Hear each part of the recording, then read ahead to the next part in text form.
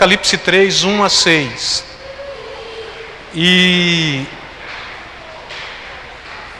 hoje nós estaremos falando um pouquinho sobre a quinta igreja, a igreja de Sardes. E aí a gente falou a igreja de Éfeso, que representa a igreja apostólica, não é? Com a perca do primeiro amor. Depois nós falamos também Esmirna, que representa a igreja perseguida, a igreja dos mártires. Depois falamos Pérgamo, que representa a igreja que se uniu ao Estado. Depois Tiatira, que representa a igreja da Idade Média, corrupta e idólatra. E hoje queremos falar um pouquinho de Sardes, a igreja da Reforma Protestante. Falamos, aliás, da igreja da Reforma Protestante, e hoje queremos trabalhar esta igreja do capítulo 3 mesmo, mas pós-reforma. Então a gente vai trabalhar aqui 1517 até 1730, e dentro desta proposta que tinha falado para vocês, dispensacionalista, não queremos trabalhar o aspecto histórico, não queremos trabalhar também somente o aspecto das 7 igrejas que estavam na Ásia neste período, mas queremos tentar compreender dentro desta proposta a igreja que se atualiza. E se hoje falarmos, bom, e a condição desta igreja de Sardes? Se a gente pegar dentro da proposta que nós estamos trabalhando também, então toda igreja pode ter um período como este, da igreja de Sardes também. E esta igreja, irmãos, característica dela é interessante, porque diz assim a palavra do Senhor: e ao anjo da igreja que está em Sardes escreve: isto diz o que tem os 7 Espíritos de Deus e as 7 estrelas. Eu sei as tuas obras, que tens nome de que vive e está morto. Sê vigilante e confirma o restante que estava para morrer, porque não achei as tuas obras perfeitas diante de Deus. Lembra-te, pois, do que tens recebido e ouvido, e guarda-o, e arrependa-te. E se não vigiares, virei sobre ti como um ladrão, e não saberá a que hora sobre ti virei. Mas também tem em Sardes algumas pessoas que não contaminaram as suas vestes, e comigo andarão de branco, porquanto são dignas disto. Versículo 5: ao que vencer será vestido de vestes brancas, e de maneira nenhuma riscarei o seu nome do livro da vida. E confessarei o teu nome diante do meu Pai e diante dos seus anjos.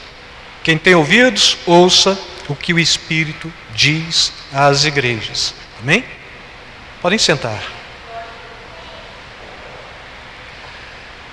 Quando a gente tenta trabalhar esse conceito, ou quando a gente trabalha esse conceito da igreja de Sardes, o que a gente vai compreender dentro desta proposta mesmo, do que Jesus está falando, e que pode ser bem atualizada neste período de 1517, período da Reforma Protestante, até período que de fato a gente vai compreender como sendo a reforma aplicada e como se trazendo o conceito de um povo que estava mais para compreender mesmo o que era o conceito de igreja. E neste tempo aqui, o que a gente vai perceber, irmãos, é que esta igreja, que traz em si esta capacidade de poder ocultar e omitir circunstâncias, de alguma forma nos traz uma proposta bem interessante. Primeiro, traz a consciência de um Deus que se manifesta, e depois também traz a consciência de um Deus que tudo sabe. Falei para vocês ainda acerca dos 7 Espíritos, as 7 características do Espírito Santo, mas também Espírito, 7 Espíritos, aqui está nos trazendo a compreensão de plenitude deste Deus que é soberano, deste Deus que está sempre presente, deste Deus que se manifesta em todas as coisas. E aqui para esta igreja, quando começa com esta repreensão, ou seja, o anjo da igreja está propondo os 7 Espíritos de Deus, está cobrando alguma coisa que estava faltando nesta igreja, e o que estava faltando nesta igreja era justamente aquilo que Deus cobra de cada um de nós.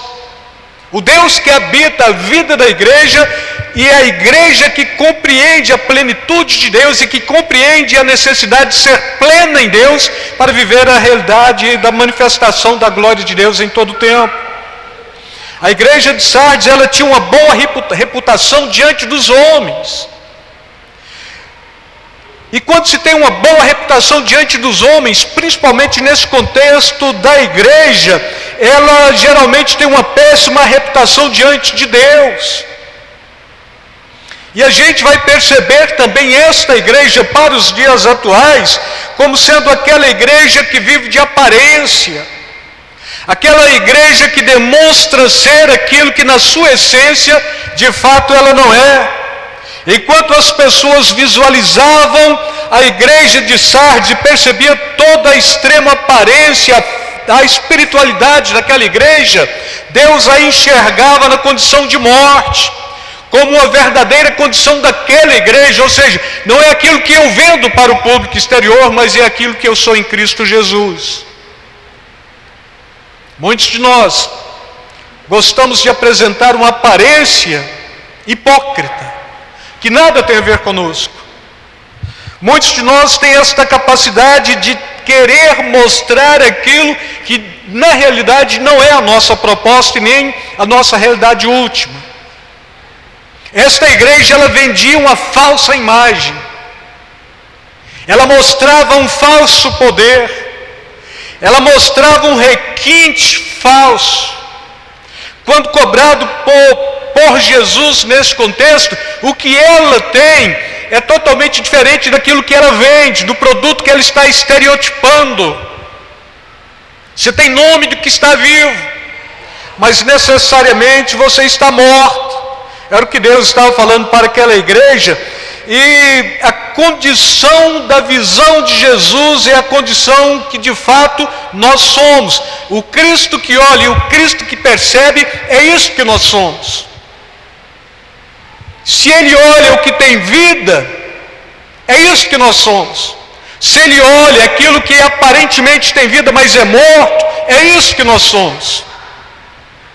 E quando a gente vai trabalhar dentro do conceito desta igreja, esta igreja ela está trabalhando dentro de uma pauta da falta de completude, é uma igreja incompleta.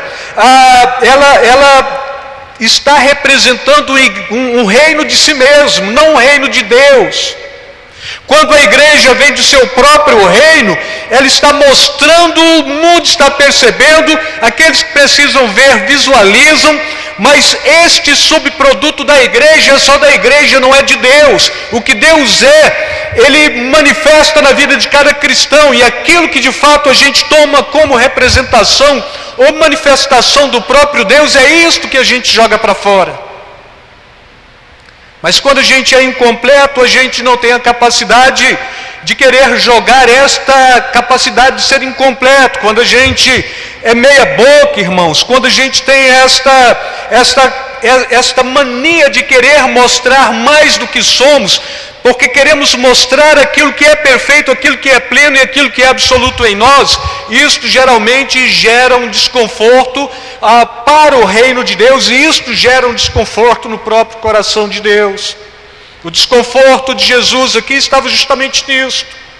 Olhando para uma igreja, notoriamente era bem vista, todos celebravam a glória da igreja, todos olhavam para o bom atributo da igreja, o Estado olhava, os demais povos olhavam, mas a igreja em si mesmo era fachada.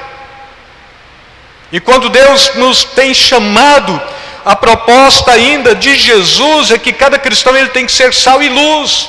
Ele tem que brilhar e ele tem que trazer sabor. À medida que a gente perde estas duas características, a gente começa a vender um blefe para o mundo. Agora, este mundo, ele quer perceber uma glória que supostamente seja igual à glória que ele tem. A glória do mundo passa, então logo a igreja que é incompleta também é a igreja que se dá desta dinâmica. A igreja da falsa reputação também ela vai passar no seu contexto de glória e de manifestação. Mas aquele que faz a vontade de Deus, este permanece para sempre. É o que a palavra de Deus está propondo. O que para Deus não serve, irmãos, não serve.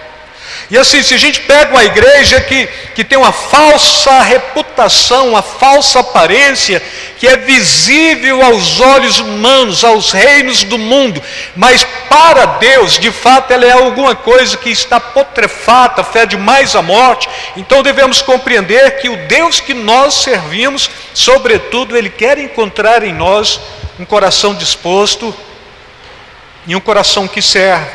Deus não vive de aparência, Deus é. Logo a igreja de Deus na face da terra, ela também não tem que viver de aparência. Esta igreja que vive de aparência, ela representa a si mesma, porque a igreja de Jesus na face da terra, ela sempre vai estar representando a glória de Cristo, sempre. Bom, mas e se Cristo não estiver presente? Irmãos, nós estamos aqui porque Cristo nos trouxe. Nós estamos aqui porque o Espírito Santo nos incomodou. Nós estamos aqui porque circunstâncias foram criadas por Deus para estarmos aqui. Bom, mas tinha que ter mais gente? Não, este é o público que Deus quer falar nesta noite. Ah, não deu para ir, não, é porque Deus não queria que você viesse, ou eu fui desavisado, não, é porque Deus preparou esse momento para você. Nós estamos muito equivocados. Eu falei para vocês, a igreja da cultura secular e que se envolve, tem a tradição de ser chamada igreja erasmiana, é esta igreja que vive pela aparência do Estado, e é o Estado que traz a representatividade da igreja. Nós não estamos aqui para mostrar nada para ninguém, senão que o ato de aqui estarmos é para celebrar a glória de Deus, somente isso. E como você celebra a glória de Deus? Sendo pleno. Interessante que Jesus ele está falando, olha, sede perfeito como perfeito é o vosso Pai que está nos céus. A tradução desta palavra, seja completo, porque Deus é completo, seja pleno, porque Deus é pleno. E aqui, para a realidade desta igreja de Sardes, se ela tinha uma boa reputação diante dos homens, mas uma má reputação diante de Deus, ela não era plena. E aquilo que não é pleno, não é de Deus. Aquilo que não tem plenitude de Deus, aquilo que não é conduzido por Deus, aquilo que não manifesta a glória de Deus, não é de Deus. Bom, mas e se eu manifesto a glória da igreja? É glória passageira, é graça barata, é este tipo de graça que não salva o homem, mas escraviza o homem dentro do círculo religioso. E a graça de Deus é esta que nos liberta, é esta que nos faz totalmente plenos diante de Deus.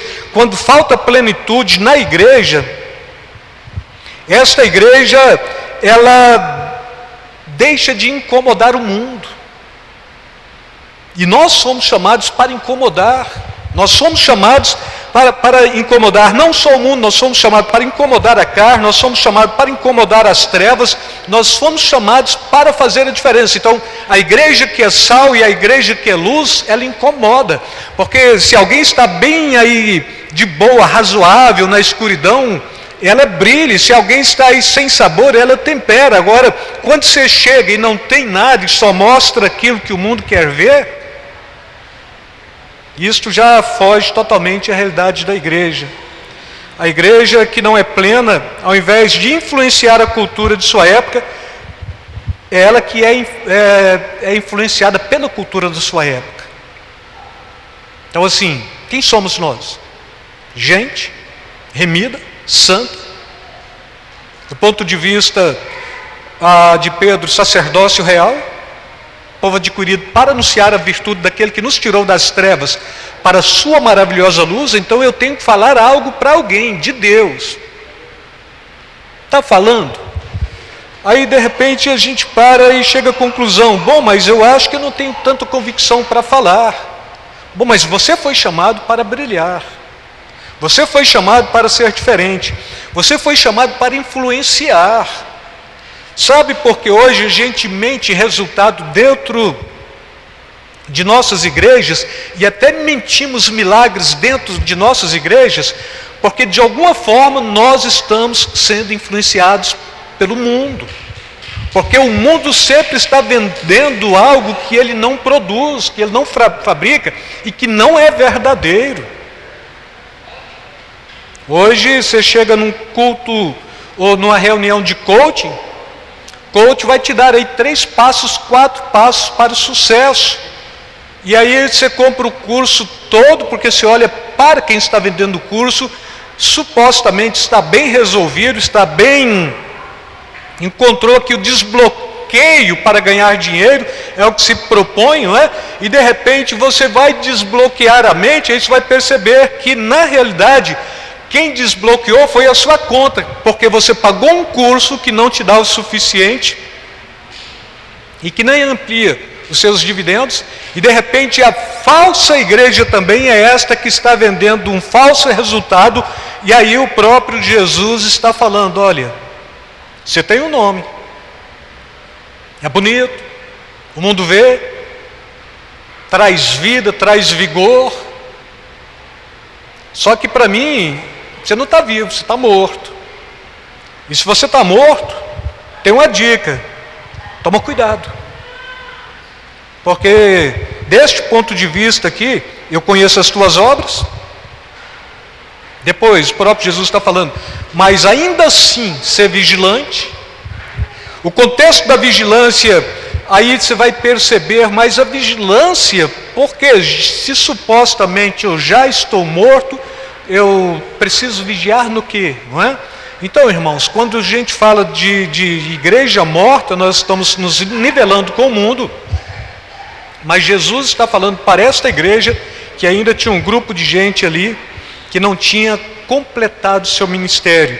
Ser vigilante e confirma o restante que estava para morrer, porque não achei as tuas obras perfeitas diante de Deus. Ou seja, tem um grupo de gente que está por aí, é gente que ainda pode ser restaurado, é gente que ainda tem a possibilidade de vida eterna, é gente que ainda precisa ser confirmado para morrer, não morreu, e que ainda supostamente pode ser salvo. O interessante desta igreja também é que quando a igreja deixa de influenciar, ela perde seu valor. A igreja, quando deixa de salgar, ela deixa de brilhar. E quando ela deixa de brilhar e salgar, ela vive na escuridão. E quando ela vive na escuridão, ela perdeu o seu foco totalmente. E a proposta de vida, biblicamente falando, sempre é vida, é luz.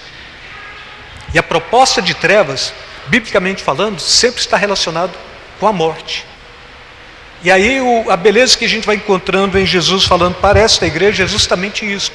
Olha, você tem que deixar de ser supostamente ou aparentemente vivo, e você tem que ser vivo de verdade. Você não pode fingir. A urgência, irmãos, da cobrança de Jesus acerca desta proposta é que quanto mais a gente demora em querer tomar postura de vida, mais a gente perde o foco. Então a instrução da igreja de Sardes: lembra, guarda, arrepende e vigia. Jesus está falando para esta igreja justamente isso. Olha para trás, lembra do seu passado, vê quem você é, guarda a palavra, viva a palavra, arrepende-se das suas más obras, arrepende-se de estar trabalhando dentro de um conceito estritamente de morte ou de aparência. Viva vigia. Crente não vigilante, ele é um crente sempre propenso e propício ao erro. E se a gente perde esse conceito da vigilância contínua, então é tudo regressivo também. Quem não vigia não arrepende, quem não arrepende não guarda nada, quem não guarda nada não lembra de nada, e a proposta sempre vem para dentro desta realidade. Você tem de guardar. E quando a gente guarda de verdade a palavra de Deus, a gente arrepende. Quando tem esse arrependimento, a vigilância ela sempre anda mãos dadas. Todo crente que de fato arrependeu de uma má obra, ele vigia, ele é prudente, ele não deixa coisas influenciar, o mundo já não faz mais parte da vida dele, e ele é que traz aqui este desvincular com o mundo, com as trevas, para posteriormente estar anunciando e proclamando de fato e de verdade.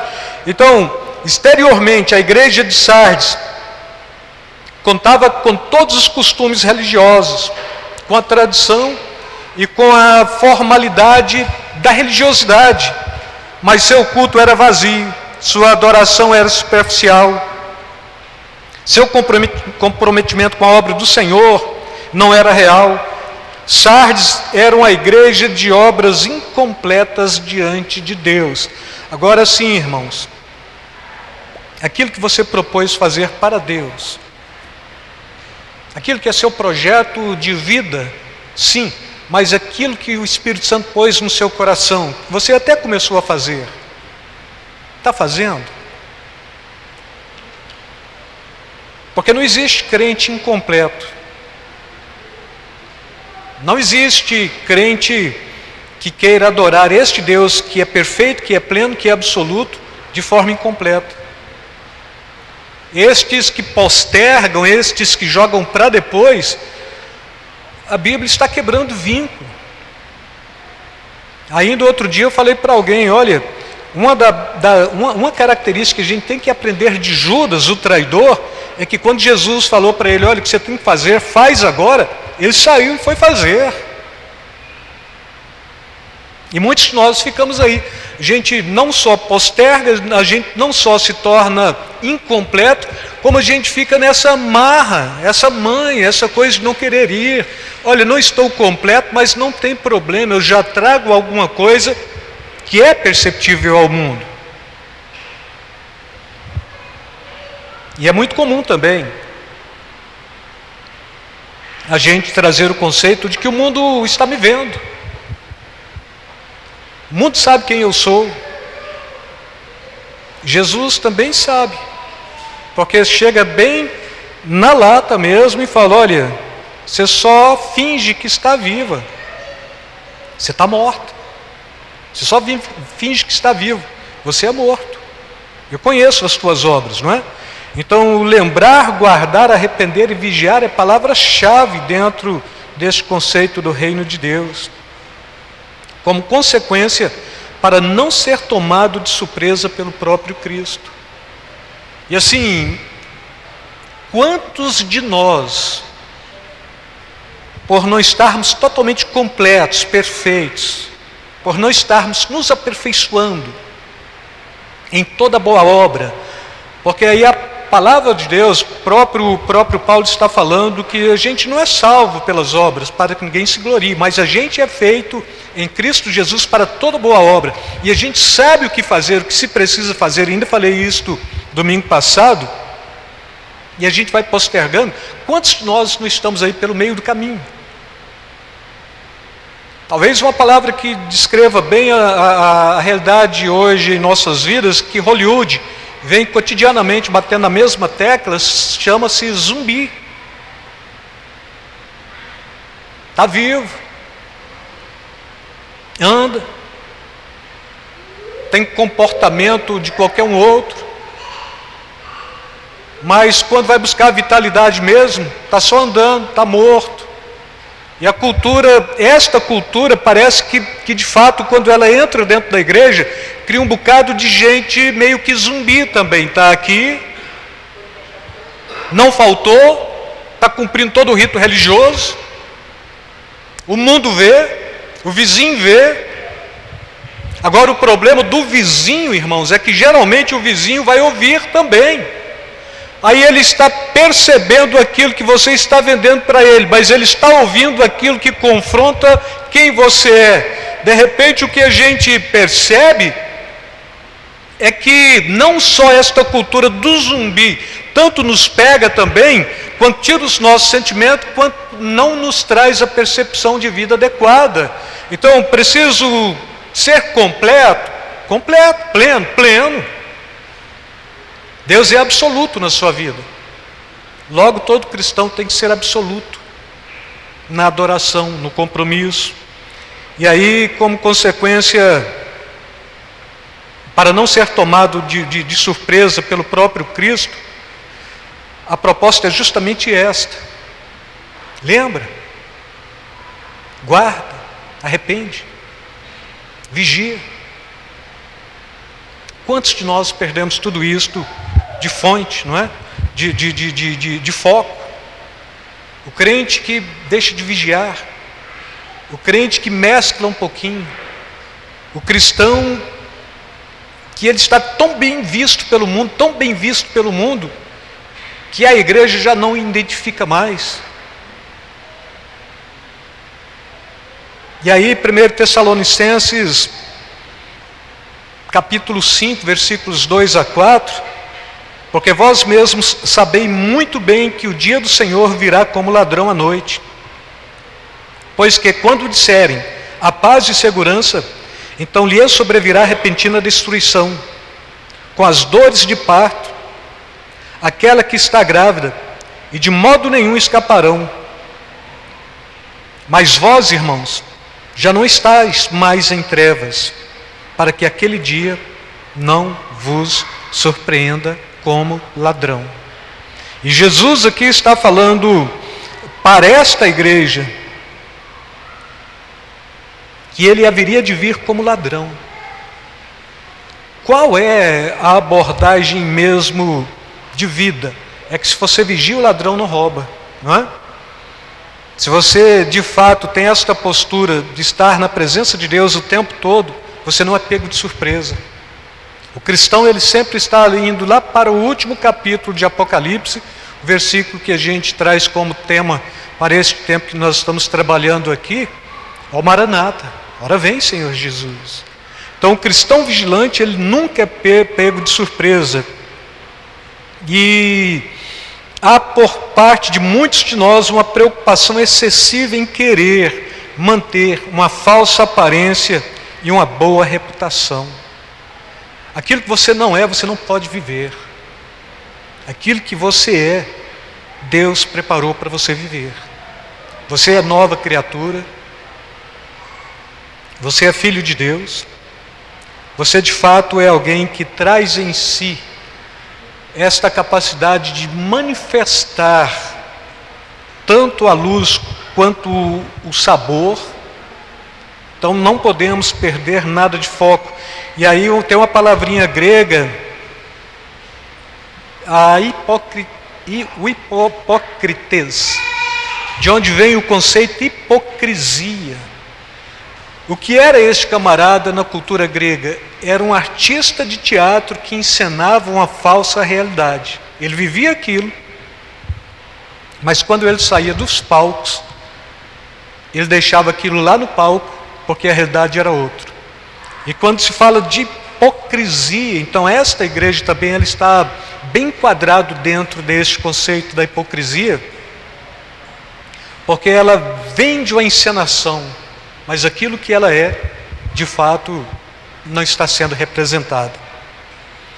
E quando a gente trabalha isto, a hipocrisia é fingir ser o que não é. Do ponto de vista do que Jesus está falando, é uma igreja viva e uma igreja viva e verdadeira deve ser caracterizada por sua sinceridade. Então assim, o que eu não sou, o que eu não posso ser? Hipócrita. O que eu devo ser? Sincero, verdadeiro.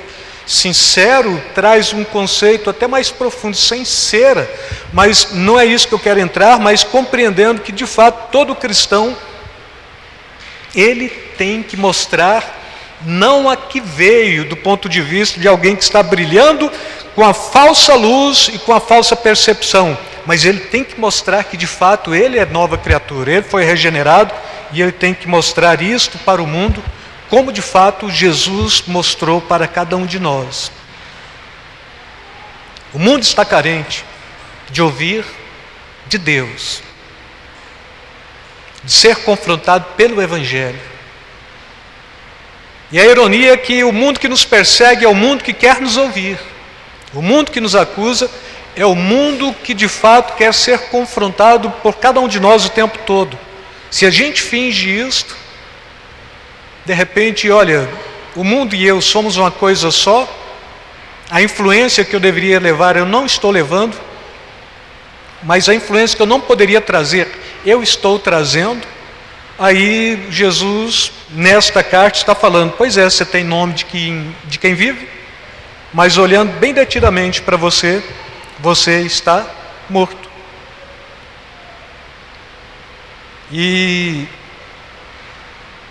a repreensão, irmãos, para esta igreja, ser vigilante, e confirmo o restante dos que estavam para morrer. Porque não achei em tuas obras coisas perfeitas diante de Deus.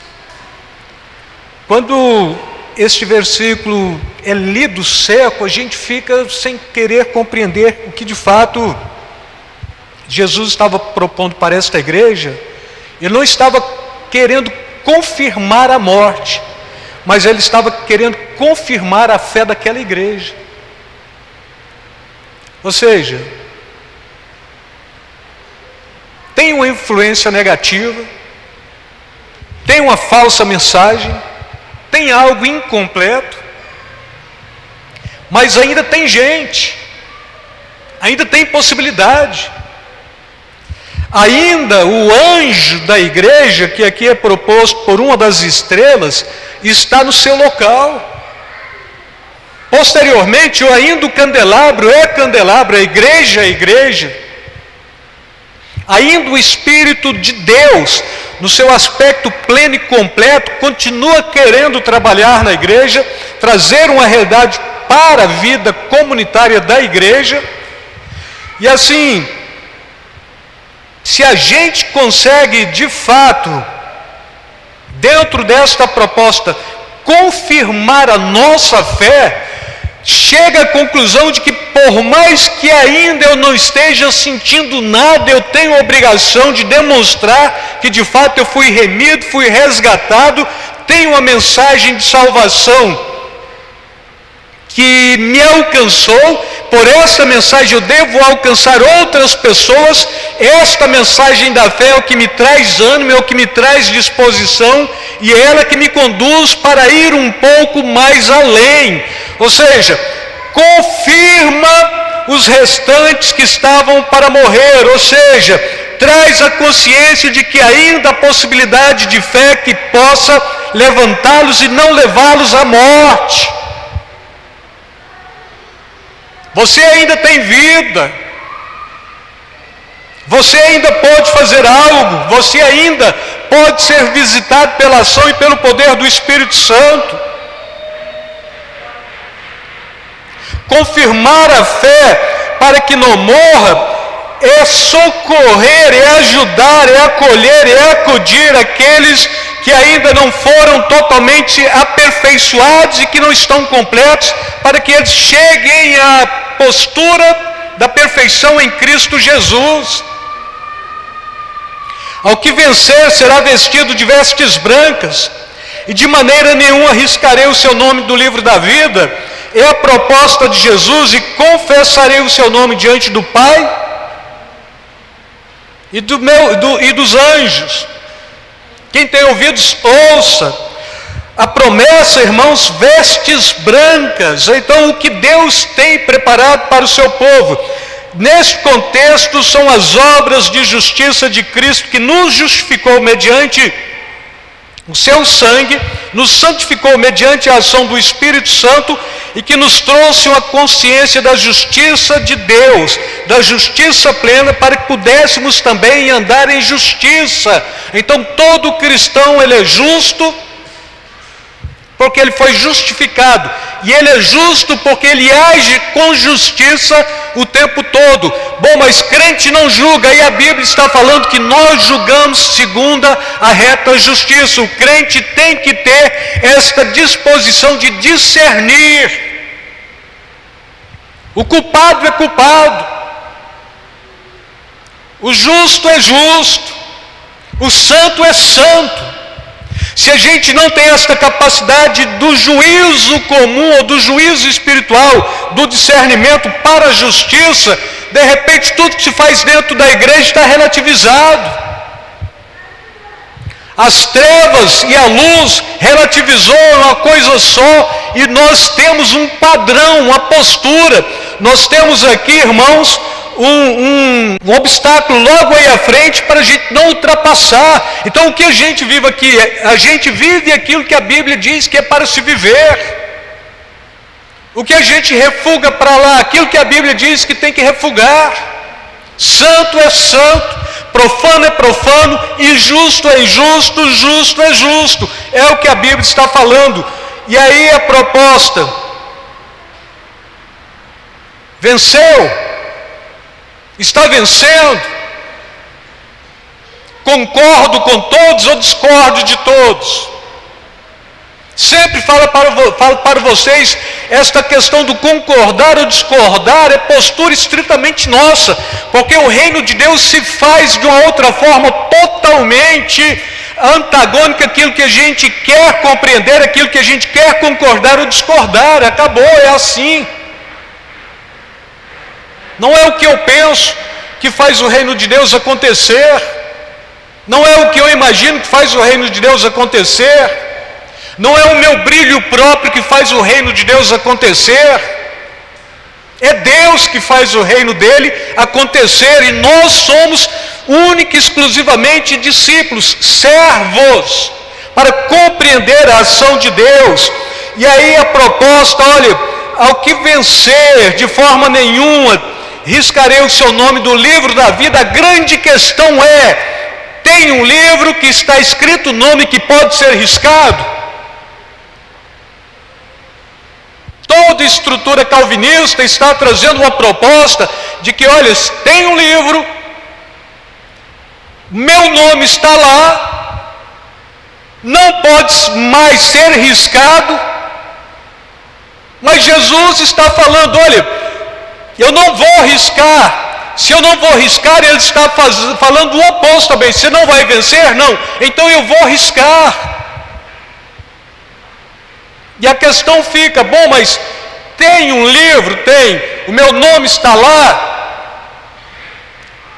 Se você tem convicção de que está, porque você anda segundo a palavra de Deus, então está. Pode ser riscado? Hoje não se fala mais disso, porque é um assunto já vencido, mas tem 500 anos de igreja protestante militando em cima disso. Aí a teologia racha bem no meio. Uma parte fala pode ser riscado, a outra parte fala não pode ser riscado. Mas aí Jesus está falando: olha, então você ser fiel, porque senão eu risco. E aí a gente fica engarranchado nisso, não é? Mas a questãozinha também é, irmãos, Moisés, lá atrás ainda no livro de Êxodo, ele está aqui orando a Deus, ele está clamando pelo povo, e ele fala o seguinte: agora, portanto, eu rogo a tua misericórdia, para que lhes perdoe o pecado. Ou seja, Deus, perdoa esta nação, caso contrário, risca-me, rogo-te do teu livro sagrado que escrevestes. Ou seja, salve este povo, então risco meu nome do livro da vida.